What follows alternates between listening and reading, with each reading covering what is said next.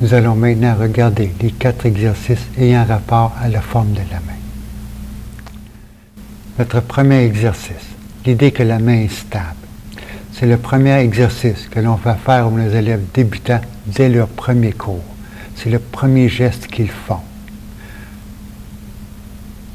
La main en bouche du tigre. Espace entre les doigts. 45 degrés par rapport au sol, 90 degrés entre le bras et l'avant-bras. L'avant-bras tourne sur lui-même.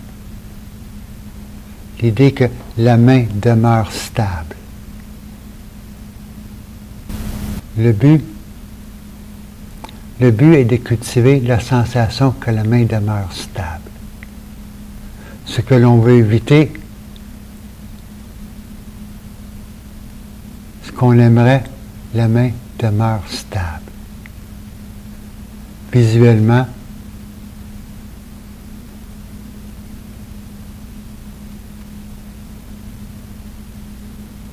portez particulièrement attention.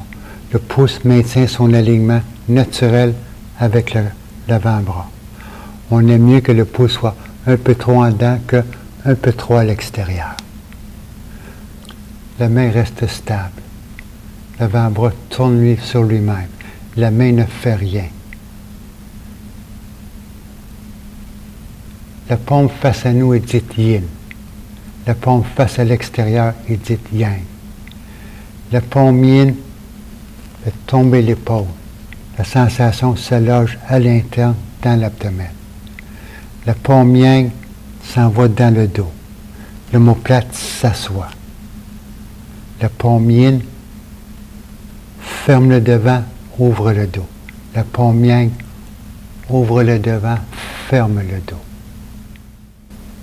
Une belle bouche du tigre met en évidence le méridien du maître du cœur. Il a 9 points. 1, 2, 3, 4, 5, 6. La porte de l'intérieur. 7, 8, 9. On reviendra sur le méridien du maître du cœur vers la fin de cette présentation. Alors, notre deuxième exercice. La sensation de connexion entre les mains. Cette connexion va passer dans la région entre la 4e et la 6e vertèbre dorsale, au milieu du dos. Placez les bras parallèles au sol. Largeur des épaules. Bonne extension.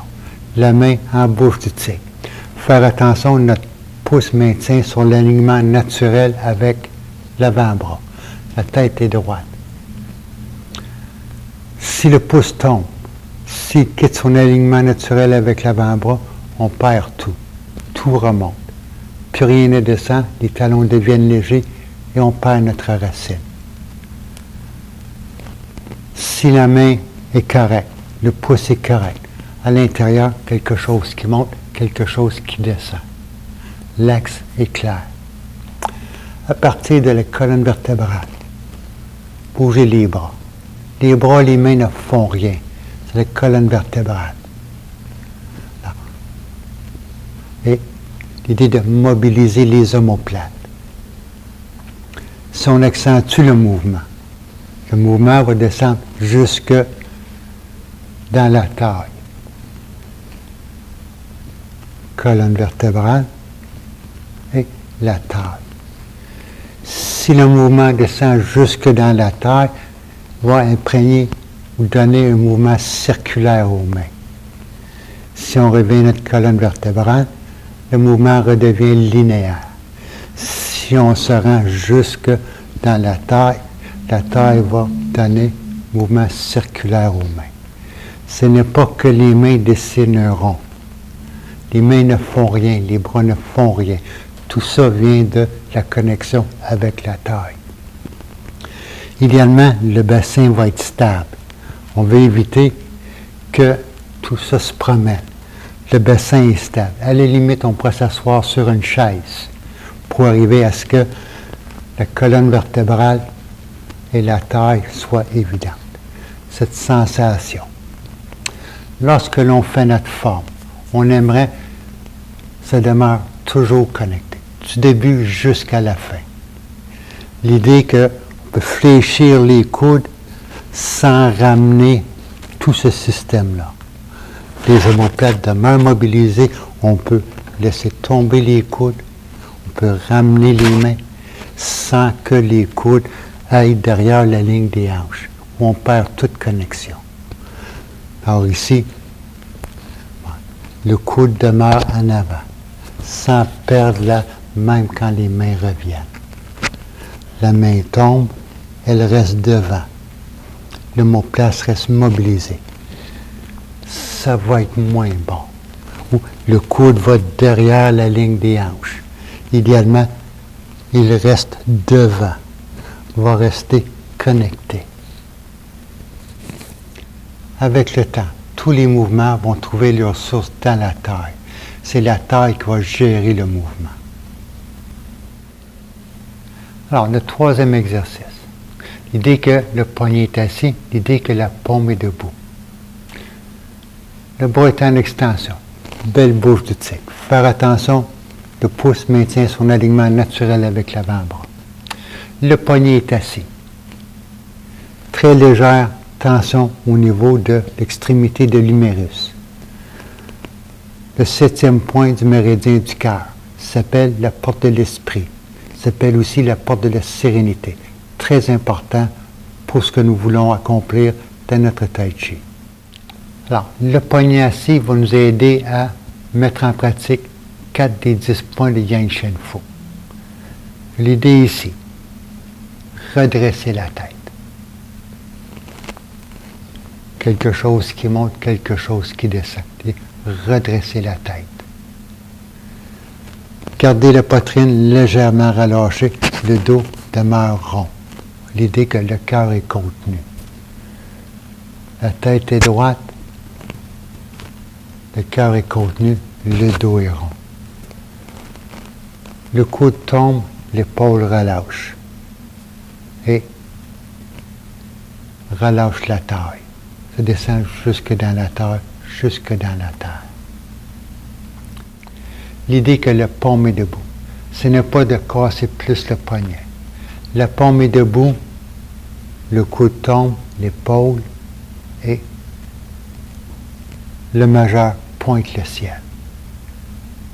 La paume est debout, le majeur pointe le ciel. Quelque chose qui monte, quelque chose qui descend. Le coude est tombé, l'épaule est relâchée, l'omoplate est assis. La paume est debout. Si nous amenons le bras en extension, on maintient, le poignet est assis. L'avant-bras, le bras tourne sur lui-même. Pleine rotation, jusqu'à la limite. La main demeure stable. Pleine rotation jusqu'à la limite. Le coude tombe, l'épaule tombe, l'omoplate s'assoit, la main revient. Revient jusqu'au sternum. L'avant-bras tourne sur lui-même. La main demeure stable. Le pouce maintient son alignement. Et l'extension. L'idée de le geste va générer le mouvement. Le mouvement va amener une sensation. La sensation va donner naissance à la conscience. Le geste tourne sur lui-même. Le mouvement, le coude tombe, la main revient jusqu'au sternum. L'avant-bras tourne sur lui-même, la main demeure stable. Le bras déplie, pleine extension. Si on se rend à l'extrême, il revient tout seul. Et ici, si le geste est correct, si la bouche du tigre est belle, si la main est correcte, elle est stable, la main va revenir naturellement au sternum. L'idée que la porte de l'esprit va venir rejoindre le cœur. La main ne reviendra pas ici. La main ne reviendra pas là. Elle va revenir ici. Ouais. Non. Si nous ramenons la main, allons porter la main, cela ne fonctionne pas. Les sensations sont diffuses, sont désordonnées. Nous n'avons rien appris sur nous-mêmes. Si le geste est correct, bonne extension, la connexion est bonne, nous avons appris quelque chose sur nous-mêmes. Ici, l'idée de cueillir, l'idée de ramener à nous, l'idée de emmagasiner. L'avant-bras tourne sur lui-même, l'idée de concentrer, le bras se déplie, l'idée de livrer ce qui a été concentré. Cueillir, ramener, emmagasiner, concentrer, livrer. Ici, faire attention. Ce n'est pas de ramener la main. Le coude tombe. Ici, ce n'est pas de pousser. Déplier le bras, tout simplement. Ne pas de pousser. L'idée de déplier le bras. Si on se rend au bout de l'extension, la sensation que tout tourne, tout revient. Traditionnellement, on va dire, ce qui se rend à l'extrême revient. À tous ces mouvements, nous cherchons une certaine sensation de présence. Nous cherchons une certaine sensation de stabilité. Nous cherchons une certaine sensation de puissance. Cette puissance-là ne vient pas de la force des muscles. Cette puissance vient du fait que notre structure est bien centrée, bien alignée, bien enracinée, bien balancée. Alors, si nous cherchons plus de puissance dans nos mouvements, ce n'est pas d'augmenter la force de nos muscles. L'idée va être de devenir mieux aligné, mieux balancé, mieux centré, mieux enraciné. Quatrième exercice. Ici, il s'agit de comparer trois mouvements, le commencement du Tai Chi jusqu'à croiser les mains. Dans la forme Yang, habituellement, cela va prendre environ 3 minutes. La première fois, nous allons la faire avec le pouce beaucoup trop à l'extérieur. Là, on va vouloir que la main soit à plat. Là, on va faire notre première partie, cette forme de main-là. La deuxième fois, on va reprendre le même exercice. Refaire la première partie, du commencement jusqu'à croiser les mains. Cette fois-ci, le pouce va venir s'appuyer contre la paume. Beaucoup, beaucoup trop à l'intérieur. Encore, nous faisons la première partie, du commencement jusqu'à croiser les mains, environ 3 minutes.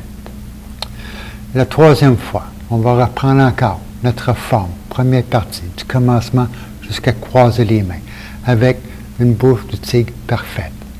On fait particulièrement attention que notre pouce maintient son alignement. La sensation que la main est pleine, que les doigts sont droits. C'est une sensation. La main demeure stable. On veut éviter. Faire attention, surtout quand l'avant-bras tourne, c'est surtout là qu'on portait à la perdre. Alors, on fait attention et on fait toute notre forme en maintenant notre bouche du tigre parfaite. On regarde notre main. On garde un contact visuel constant. Maintenir la main stable. Dans nos 3 expériences, on va faire attention de maintenir la connexion avec le dos. Les coudes restent un petit peu en avant. Mais le plus important va être la forme de la main. C'est assez étonnant, la différence que l'on peut percevoir au niveau des sensations dans le corps d'une forme de paume à l'autre, malgré que nous exécutons quand même les mêmes mouvements. Il ne s'agit pas ici de trouver la sensation qui nous est la plus agréable. Il s'agit de cultiver la sensation d'être plus stable, une certaine sensation de puissance dans nos gestes. Ici, la puissance, ce n'est pas la puissance qui est aussi de nos muscles. La puissance que nous cherchons, c'est la puissance d'une structure qui est bien alignée, bien balancée, bien centrée, bien enracinée. Arrivé à un certain stade de notre développement, on pourra faire ce que l'on veut avec nos mains. Mais au début, pour une période allant de 2 à 3 semaines, à 13 à 14 années, si on ne porte pas une grande attention à nos mains, à nos pouces, à ce que la main soit stable, il sera difficile de progresser, d'améliorer la qualité de notre exercice. Gardez à l'esprit que le but premier est de cultiver notre attention. Porter attention à chaque geste. Être attentif à l'effet que cela produit dans le corps. Merci.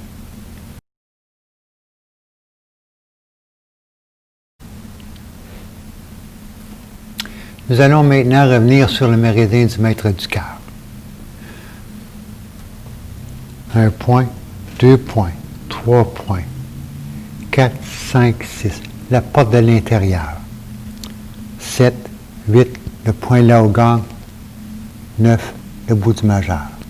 Le méridien du maître du cœur. Son trajet est le 9 points. Ses fonctions. Le maître du cœur est un organe virtuel qui est associé au cœur, dont il reprend les correspondances.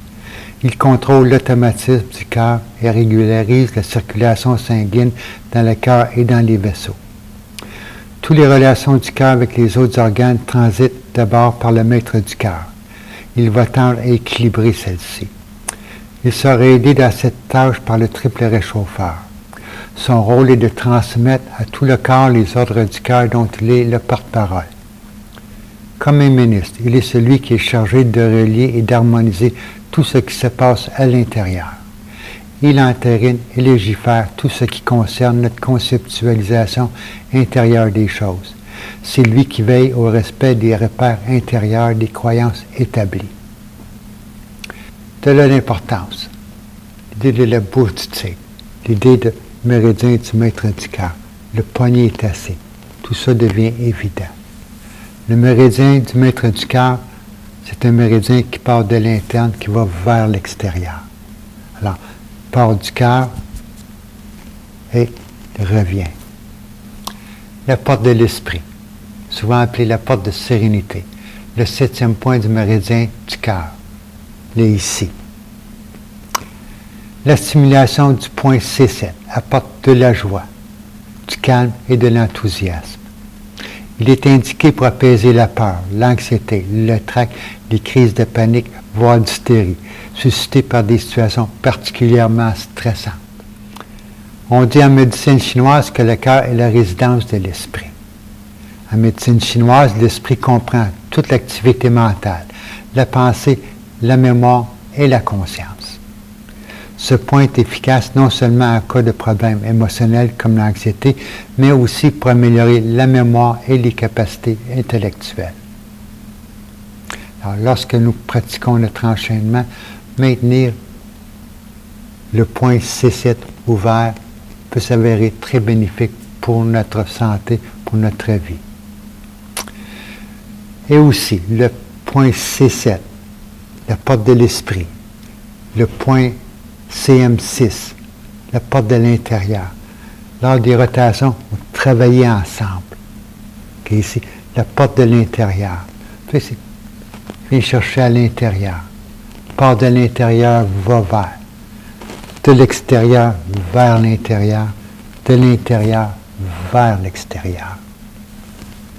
La porte de l'esprit, la porte de l'intérieur. Quand le cœur est apaisé, quand le cœur est stable, l'esprit vient habiter le cœur. Le lien entre la porte de l'esprit et le cœur, très important. Merci.